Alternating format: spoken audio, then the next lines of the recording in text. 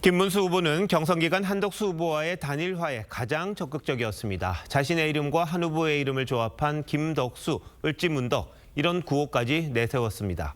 이랬던 김 후보가 후보 확정 뒤엔 단일화에 소극적인 모습을 보인다는 지적이 나오고 있는데 배경이 뭔지 뉴스더에서 정치부 이채림 기자와 더 짚어보도록 하겠습니다.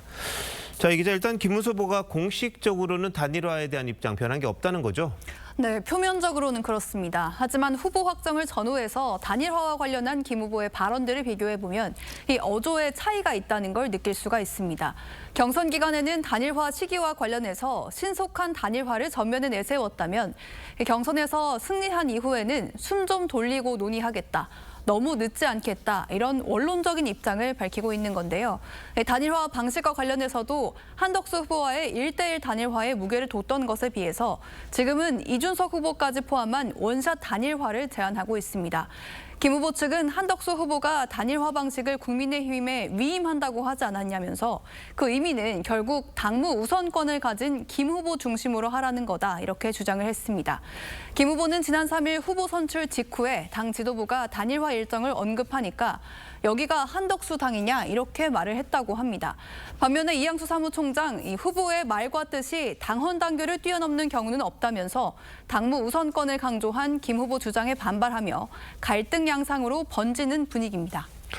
네, 아까 중계에서도 말했습니다만 3, 4선 의원들이 잇따라 단일화 성명을 내는 거, 이게 김 후보 측의 기류가 좀 변했다는 거, 이걸 보고 좀 불만을 털어놨다, 이렇게 봐야겠죠. 네. 그런데 김 후보 경선 캠프에도 당내 인사들이 있지 않았습니까? 거기서도 의견이 좀 갈린다고요?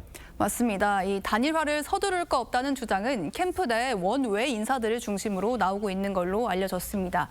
반면 처음부터 한덕수 후보와의 단일화를 염두에 두고 캠프에 합류했던 현역 의원들 당혹스러워하는 분위기가 역력한데요. 일단 박수영 의원은 민주당 이재명 후보에 맞서기 위해서 조속한 단일화가 필요하다는 글을 SNS에 올렸고요. 사무총장직을 고사한 장동혁 의원 역시 김 후보의 입장보단 단일화에 적극적인 지도부의 뜻에 따르겠다, 이런 뜻을 내비쳤습니다. 네, 그러다 보니까 주변에 있는 사람들이 뭐 다른 욕심이 있는 게 아니냐, 이런 이야기까지 나오는 것 같습니다. 근데 후보 등록 닷새밖에 남지 않았잖아요. 김 후보 측이 상대적으로 좀 느긋하다, 이런 얘기 나오는데 이유가 있습니까?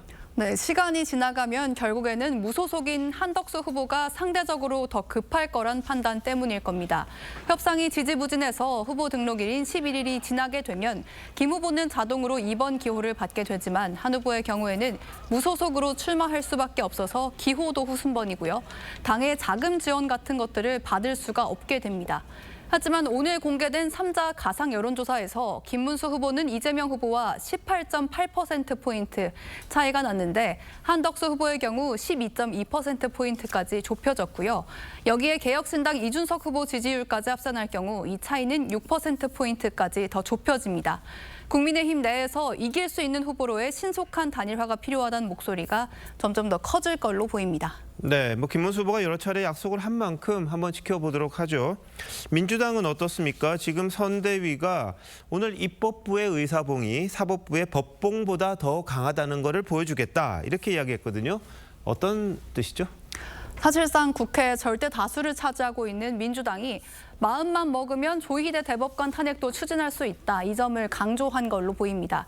하지만 자칫 입법부의 권한이 사법부에 우선한다는 의미로 해석될 수도 있다는 점에서 부적절했다는 지적도 나오는데요. 수직적 우열이 아니라 수평적 독립과 상호 견제가 핵심인 삼권 분립의 원칙에 정면으로 배치되기 때문입니다. 특히 민주당이 입법 권력에 이어서 행정 권력까지 장악하는 것에 견제 심리를 갖고 있는 유권자분들도 적지 않으실 텐데요.